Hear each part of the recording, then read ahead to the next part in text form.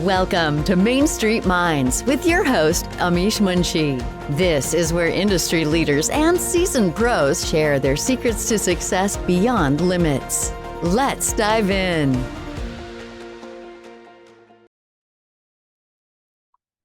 Hello and welcome to Main Street Minds. Today we have a very special guest, Sobhnitha, all the way from Bangalore. This is my first interview in India, so thanks for joining at extreme hours, and I'm very excited because I'm learning something very important on how we can achieve success and what's the actual definition of success itself could be different, right? Being able to achieve something that you really are passionate about is the true definition of success. So, without any further delay, I'll open up the floor. Sobhnitha, enlighten us how you're able to achieve everything in at the workplace and go beyond that with all your achievements. So, help us out, enlighten us. First of all, thank you, Amish, for having me. And it's a pleasure to, be conversing with you. Thank you for making it on such a early morning hour for you. I'm really glad to be here. So, yeah, talking about my career journey, I've been in the IT industry for almost 2 decades now. Started off my career with Wipro and moved to McAfee, Dell, EMC, and then now I'm with Salesforce in my current role. So work has always been interesting, and I've always been, trying to learn new things at work. That's also one reason I would say I've explored a lot in my career. I've not Mhm. stopped myself anytime. I've always taken those calculated risks, tried to jump into different kind of roles so that I experience many new things, many different things, and that kind of helps me with the exposure and whatever I do. And that it's always been a learning also. So Yeah, beyond work, I would say I'm very passionate about the community work. So I've been a very active member of multiple communities, contributing in different capacities, like probably sometimes as a mentor, sometimes organizing events, and sometimes as a speaker. So I've been doing this, I guess, since COVID. My yeah, enlightenment struck during COVID, yeah, probably. More so, however, I guess it was also due to the reason that we didn't have much options during COVID. Your social life yeah, were going, everything was very limited. So yeah, this was one way I felt that I could interact with more people during that time. And I had always been a part of communities, but a little passive, I would say. And at that time, I felt that what am I doing? What am I contributing? Why don't I try something to pay it back? yeah. And that's how this all these started. Nice. So tell us, let's going back a little bit backwards. How did you get into like how what motivated you to get started with tech? Like what drove you to getting your first tech job? Yeah, so I guess I always had this passion for mathematics, and that is Mm-hmm. what kind of led me to do engineering. So I'm basically an electronics and communication graduate. So I used to be pretty, good at studies. I would say I was a school topper and stuff like that. So I always had an interest in studies, and I Mm-hmm. always wanted to kind of do something or achieve something. So I guess engineering came off like that. Though Yeah, I wouldn't say I'm doing exactly what I learned in engineering right now, because yeah, being a core electronics graduate, when I moved into IT or computers, I was like totally new. Everything was new for me, and I was really like flabbergasted, I would say, in, yeah, in awe at that particular point of time. But with the training and with good mentors, I guess I've come a long way, and right now I kind of enjoy my current work. So initially, if you ask me, women in my family, like if you take my mom, mm-hmm. wasn't working. It was only my aunt. She was also not working, but she always used to give tuitions to students in maths. Mm-hmm. Was a math major. So I guess my first inspiration would be her, because I found her to be independent, probably financially independent, being at home also, though she was at that point of time, it was not encouraged to go out and work for women. So Yeah, she used to do her bit. It was in a small village setup. So people, all the students used to come to the house to learn and to study math from her. And whenever I used to go to my ancestral mom's place, for vacations, I always used to be fascinated by the people who come and how she teaches. And I also used to go and sit and, though I didn't Yeah. understand, but I used to go and sit and actively listen to that. So probably that has had a lot of influence in me, Yeah. um, in my It childhood. Yeah, it's amazing. Like if I see a clear trend, right? Like your aunt used to teach math. She was like the personality that had a major impact on your career, and then you actually pursued a career within maths, and kind of maths and tech kind of go together. So that is amazing. Like just the importance of learning something at an early age, somebody there to like guide a person and in the right direction, and it just completely transforms the life of in a very meaningful way. So, tell us a little bit more about the achievements you have been able to reach, like especially with the Google Women Tech Ambassador and everything else that you are doing right now. Like I was very impressed with all the achievements you're able to reach and the contributions you're able to give back to the community. Right.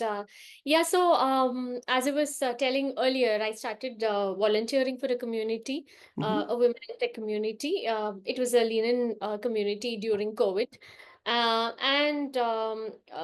Soon I was very, very involved, and I took up a lot of leadership roles also in that Hmm. community.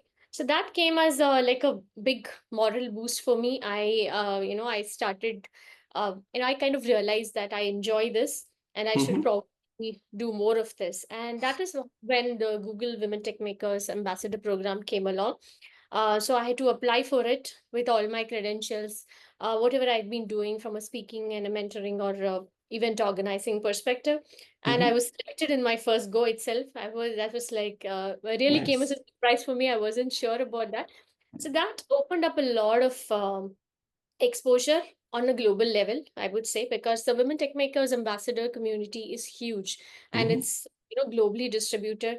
So whenever we have our calls or sessions and meetings, you get to meet and connect with a lot of people around the world who are doing different kind of things.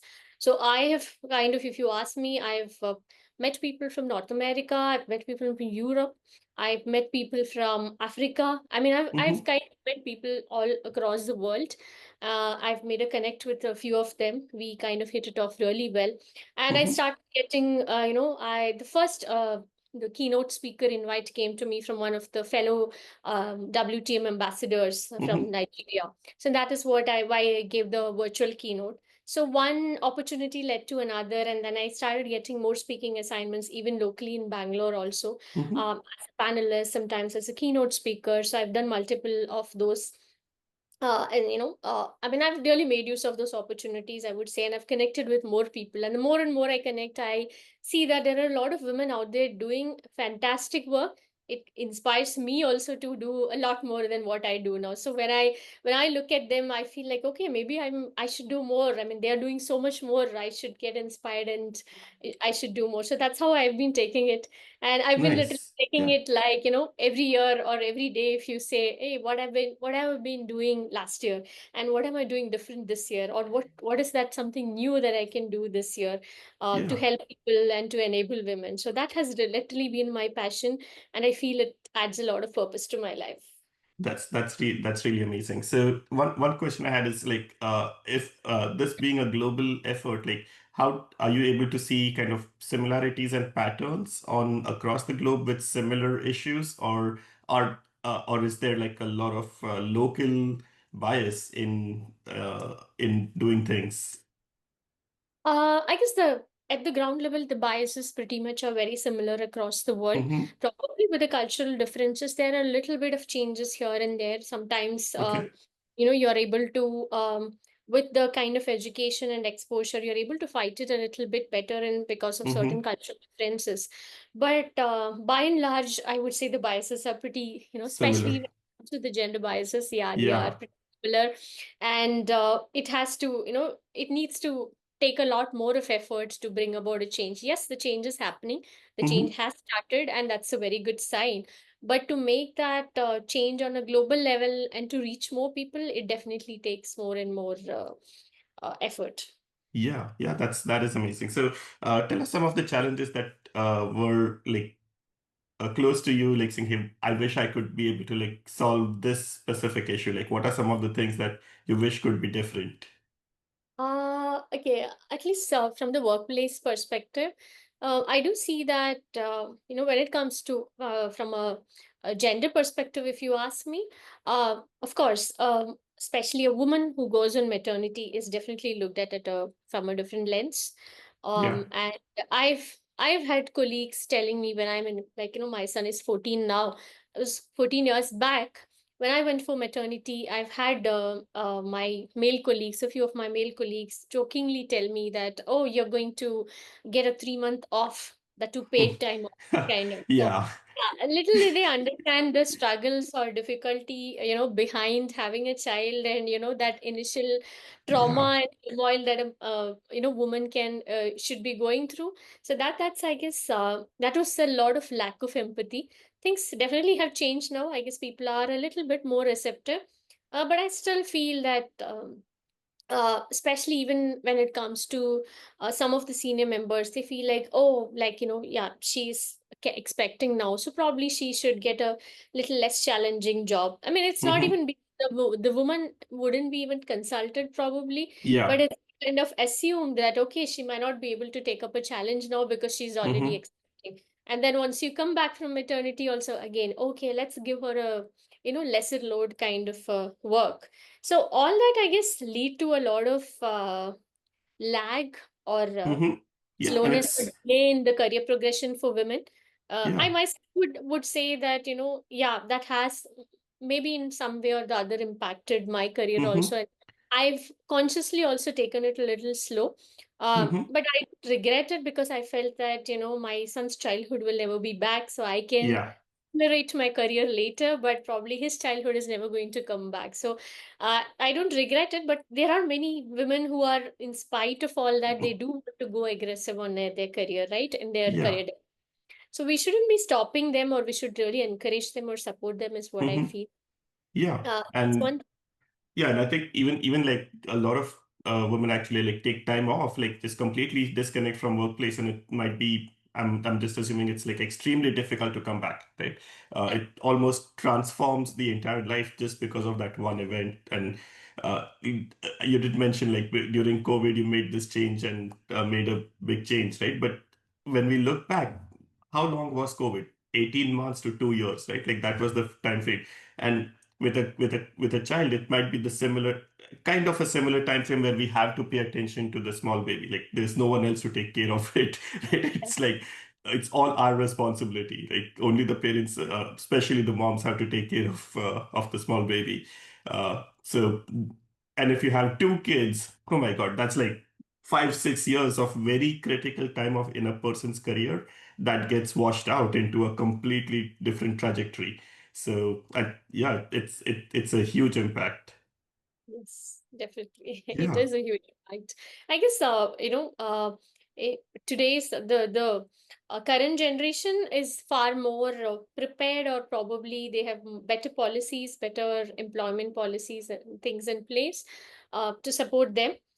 So yeah, that helps a little bit. And what I've seen is, like, since I've gone through that, I wouldn't want another woman to go through all that. That's yeah. something I always am very cautious, very conscious about, I would say. That, let's make a life a little bit easier for the others, from Yeah, a gender lens perspective. yeah. So tell us a little bit more about like coming back to your work, like the current job that you're doing. Like, what are some of the things that you're liking about it? What are things that are motivating you to like do more? Um, yeah, I guess from a work perspective, there are two things. One is about learning. Hmm. If you ask me, learning is very important. Be that from a technical perspective or even from a soft skills or leadership skills Hmm. perspective. Learning, as long as learning is happening, work remains interesting for me. Hmm. So Salesforce is like an entirely new domain for me. The product and the domain is entirely new. There are a lot of new things that I'm learning every day.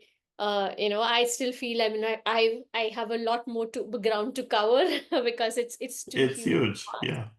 It's vast. So that learning is definitely good. And I guess the second thing about any work is like, the environment or the culture. Hmm. So the culture makes a lasting impact on you more than your paycheck or anything else. I guess that is what makes you stay in a company. So Yeah. thankfully, the culture is really good. I have a very supportive leader. My boss is very supportive, and even the peers and my team is also very, very. They're all Hmm. very energetic. So I believe I have a lot to learn from my team also when it comes to the energy and the commitment that they show. So that's something which kind of keeps me going. So we're doing a lot of initiatives. Obviously, being in the tech space and with AI coming into picture, there are a lot of things going on. It's very, very Hmm. dynamic and fast paced. Sometimes it's a little overwhelming, but it is enjoyable as well. And the satisfaction that you're doing something worthwhile and you're really making, a difference to the customer and to through your products, that is really, really Yeah. good. So tell us, like, how was the transition from going from kind of a service industry to a product industry, right? Like from Wipro all the way till Salesforce.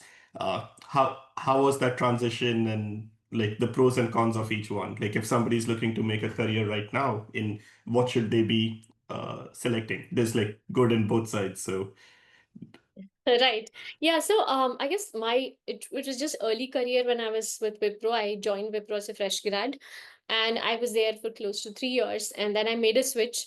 So my first switch, I would say the greatest motivation was that we had a lunch group of friends, Hmm. uh, wherein we always obviously used to discuss. We were all from similar colleges and all. We were not in the Yeah. same group as such, so but we were all together, so we used to discuss, and I saw that many of them were moving out, and I was like, what is happening? So why am I not moving out? And Yeah. me being stuck and all those, I had all those questions within myself, and that was definitely a motivator for me to move out. And when I moved out is when McAfee happened. McAfee is a product organization. Yeah. So at that point, if you ask me, I wasn't very sure. I was too early in my career, and I wasn't really sure of what are the differences between products and services. Hmm. I just made that jump. I was like, okay, this seems interesting, so let me take a stab at it. But I really started enjoying. I guess once you move to a product organization, it's very tough to come back to the service organization. The culture is, it's like Yeah. very, very different, I'll Yeah. say. And plus, the biggest advantage in being in a product, what I've seen is that you are developing a product aimed at targeted at a vast range of customers. Hmm. Right? It's not just for one specific client or it's not one Yeah. specific solution. Yeah. One is your innovation quotient is really high. You can Hmm. really innovate and do different things with a Hmm. better customer understanding. Second, your decision making is also very, you are more Hmm. empowered. You can take more well-informed decisions, and you have that control over your decisions to some extent. So these are the Yeah. two differences which I felt. Whereas in a service space, it's a very targeted solution for a specific customer or a client. So that kind of probably limits you in some way, I feel, from an Yeah. innovation perspective also, because there might be a lot of demands from the client. You need this technology, we need this database, we need Hmm. specific things, right? So we need to kind of go with them, and Yeah. specifically with the decisions also, right? The client probably makes most of the decisions, because and you are like, you need to kind of follow it. So I would say my innovation and creativity wouldn't peak much in a service organization. But Yeah. I guess things are evolving now. I cannot comment right now how things are, because I've Yeah. come out of it quite long back. But I Yeah. feel still largely that is the biggest difference between a product and a services Yeah. organization. Yeah. And I think just the approach of thinking longer term and having something uh, like the product companies do a better job at that. Saying, hey, let's think about 2 years from now, 5 years from now, 10 years from Yep. now, what will the world need? And Yep. the advantages on the service side that at least I experienced was I could learn across different verticals, right? I wasn't like pigeonholed into saying, okay, this is it. I worked in insurance, I worked in government, I worked in like so many different sectors, and the exposure that I got, it's a great way to like learn a lot of different things. So You can whoever is move around. making Yeah, and we always have to be on our feet, right? And in the service industry, we are always on our feet saying, hey, let's, if you're not in front of things, we are probably falling back. So, and then the ability to kind of take the uh, improvements from one vertical and put it in the other vertical, or like those are some of the things that I even liked on the service side. I like both, so I don't have a preference of both, but I think there is anybody looking to make a career, there is two choices, very different career paths. There will be one personality of one career option that might speak with you more. Yeah, so tell us a little bit about where you see yourself and what are some of the things that you're looking forward to doing in the next 2 to 5 years. Yes, I see myself doing more of enablement, Hmm. from a community perspective. And from a work perspective, I definitely look at expanding my portfolio and probably leading larger teams with Hmm. larger portfolios, and more of business vision and more of customer interactions. That's what I look forward to from work. Yeah, at the community level, as I told you, like I have some plans in mind. I had reached out to Donna to launch the Show Your Worth circles here in Hmm. India. So I'm actively working on a plan for that. So this will be like a 10-week cohort we will be having with a close group of women. Maybe 8 to 10 women is what we are looking at. And And you this is know, something I you're launching right now. Like what is the time frame for this new Right, I'm cohort? looking at launching it in July or August. So Sweet, July pretty probably soon. I'll start the initial pitches so that I Hmm. can gauge the interest with people, and then maybe get people, gather the number of people to form a cohort and look at how things are, and then probably launch it in August. That's what we're And looking at. who will be an ideal person that should be reaching out to you for this? Like, Yeah, see, like any woman, we are not looking at like experience ranges or anything. So whoever wants to learn and probably do something better in their career, they'll have a good circle of women, which is a safe space. Also, they can learn hmm. from the peers, from their peer cohort also, and they can learn from me because I would be facilitating the cohort. Hmm. So it will be a mixed learning kind of a Hmm. workshop based learning, I would say. So yeah, I mean it's about like the 8 intentional habits or routines that will help you Yeah, further your career based on the book Show Your Worth. So that's something which I actively have in mind. yeah. It's a very interesting thing. So I believe a lot in mentoring people, and this would be like one of the best platforms to do that, is what I feel. Yeah, that's amazing. Like I love the passion you have, and it's a lot of people get lost in saying, "Oh, we wish we could be doing this," but it's a very big jump from going from there saying, "I wish I want to do this, I like to do this," and actually doing it. So, can you give us like some of the things that made the difference? Like I know COVID was one thing that I'll probably around you to like make that transition, but in addition to that, there is also a lot of mindset. There is a lot of things that effort that you might have put in. Like, how does a person go from saying, "Hey, I wish I would contribute and do something," to actually doing it? Like, what were some of the things that helped somebody make that transition? I guess a basic need is passion. It all Mm-hmm. depends on how passionate you are about the cause, whatever the Yeah. purpose. So if you're passionate about it, I guess you will somehow figure out, you Mm-hmm. will carve out some time. So in Yeah. my case, I always carve that time. So sometimes like I do not have much calls on Friday evenings, Mm-hmm. sometimes Friday evenings, and sometimes usually Saturday, either morning hours or sometimes a little bit in the evening, a couple hours. So Mm-hmm. I set aside some time to do these kind of Mm-hmm. work, do these kind of activities. So I would say I do brutal prioritization because Yeah. I mean I'm carving out this time mostly from my personal time. So I should be really convinced and passionate so that I feel that Yeah. it's worth taking out that time, right? So Yeah. I get the biggest reward for me has so far been that many a times the people whom I've helped or mentored, they coming back and saying that they took some steps and that how that has helped them, and Mm-hmm. that is kind of that kind of gives me a lot of more inspiration and motivation to do, Yeah. because I feel I'm able to make a difference, a positive difference Mm-hmm. in people's lives and professions sometimes. So that that reach or impact is what I Mm-hmm. feel is kind of fuels me to do more.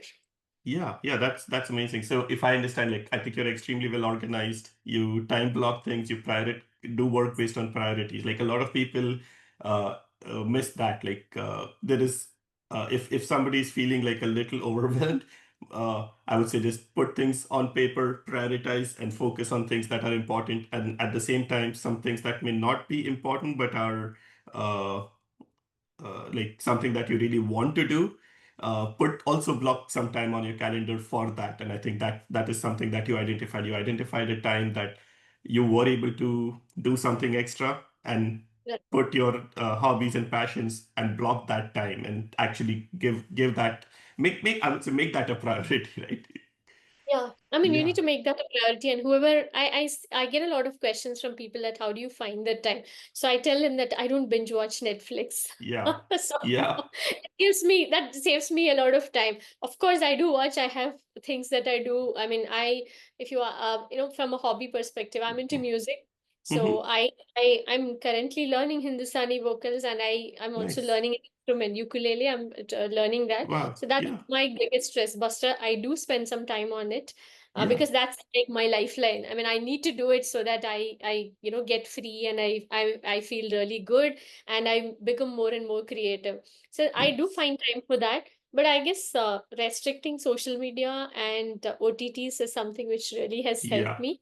Yeah. Of course I do use that, but I have timers for Yeah. all those Yeah. apps. Beyond time, beyond like 15 or 20 minutes a day, I wouldn't use that. So I do use that. I mean, of course, we are all, you feel you're Yeah. missing out on something if Yeah. you're Yeah. not using it, right? It's Yeah. not about not using it. I guess it's about using it wisely and using it efficiently so that you don't feel that you whiled away your time just like Yeah, that on yeah. the You platform. at the end of it, you shouldn't feel saying you should feel good at the end of it, saying, "Hey, we enjoyed something." I think we end up missing that, right? Like going to a movie theater and watching a movie is like doesn't happen as often, but the advantage of that was it's 2.5 hours, 1.5 hours, and then we come back and say, "Okay, it's done. Right, We enjoyed." Yeah, but if it right. goes on for like whole day, which Yeah, I I guess do, I also do it. Maybe like that. twice in a year, I do watch like one full weekend. I might have binge watched something. Yeah, I do. I mean, I also do, but then I kind of am a little more mindful and conscious about it. Yeah, So I always think of that also as like some level of it is entertainment, and we yeah, all need a stress buster. yeah, But beyond the point, if you're going like 3, 4 hours or like maybe a full day on it, then it becomes not an entertainment, it becomes an addiction. So I yeah. feel my take is always like I shouldn't let something control me. I Hmm. should have control over my time and how I use my time. Yeah, The moment I let something else, be addictive, and then that is consuming me or yeah, controlling me. So I don't like that yeah, aspect. Maybe I feel a little restless about it. So I'm yeah. very, very conscious about Cool. those choices. Yeah. So, yeah, as we come closer to the end of this episode, I always like to like ask like, what are some of the other things that you would love to share? Take your time. What are some of the other things that you would love to share with other everyone in the audience, right? It could be women, it could be everyone else. Uh, are there like things and things that you would love to share with someone? Right. Yeah, I guess women or men alike. I guess if you are in a career, I guess it's very important that you love what you do. Hmm. I understand that it's not always possible that you love it, but at least you should like what you do. If Yeah, you don't like it, so that's yeah. one thing is very important. Second thing is having that growth mindset. Hmm. Having that interest or that taking that calculated risk to go out of your comfort zone and explore Hmm. and try things. That is very, very important in any career or any area that you want to excel Yeah, in. yeah. And I guess third thing is like having mentors. I guess Hmm. people who can guide you when you are stuck and when you are like you really need some advice or Hmm. suggestions. Having those mentors, these are the three things I feel has really helped me immensely in my career. And I don't think it has anything to do with gender. I mean, Yeah. for anyone, it would hold good for anyone. Yeah. So these are some things I would definitely say were my biggest learnings from my career Sweet. so far. Yeah, that is amazing. So that, I mean, that's just so important to have mentors and like have and even have goals, right? Saying got to have desire, got to have goals, and then got to have somebody that can actually guide you in the right direction. Yes. Yeah, sounds great. So yeah, for coming on the show. I'm really enlightened, and like I always learn so much from when speaking uh, with you, as well as with everyone else on my show. So thanks for sharing all your valuable insights. Before we conclude, what are some of the ways when people can reach out to you? Like, can they reach out to you on LinkedIn or some other place? Yes, definitely. I'm on LinkedIn. They can reach out to me on Okay. LinkedIn. Otherwise, if they want to have a quick chat with me, like a meeting or so, I'm always also on TopMate, which is again there on my Okay. LinkedIn profile. The TopMate link is there, so they can definitely reach out. On that, I would be happy to connect. I do Sure. get a lot of pings on LinkedIn. When I post something or something, sometimes Yeah. people say, "Hey, this resonates. Can we just quickly chat?" So I'm Yeah. really open, and I love to interact with new people and learn. Nice. And thank you once again for having me, Amish. And I guess it was a very, very interesting interaction. I also learned a lot from you. I guess probably that's also in my wish list that I should also start a podcast someday. It is a great thing to I'm, do, I'm and inspired. yeah, I'm yeah. It inspired. keep it easy, like, and it's a great thing to do because we get to meet with so many people, right? That's the best part about it. Sounds Right. great. Thanks, Abhinav. Yeah. Thank you. Thanks. That's a wrap on today's episode of Main Street Minds. Want to share your journey with our audience? Head over to mainstreetmindspodcast.com/guest to apply.